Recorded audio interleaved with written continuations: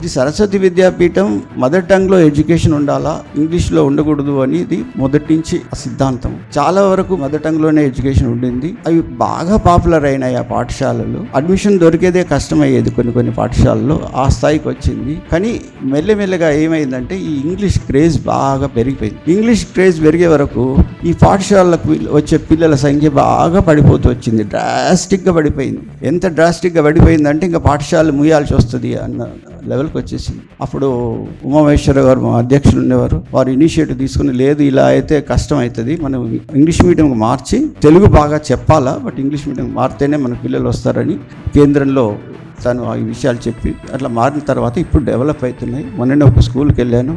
10 ఏళ్ల కింద 100 మంది ఉండే, ఇవి ఇప్పుడు 1500 మంది అయ్యారు. సో ఇంగ్లీష్ చెప్తారు, శ్లోకాలు చెప్తారు, మన భారతీయ సంస్కృతి అంతా చెప్తారు.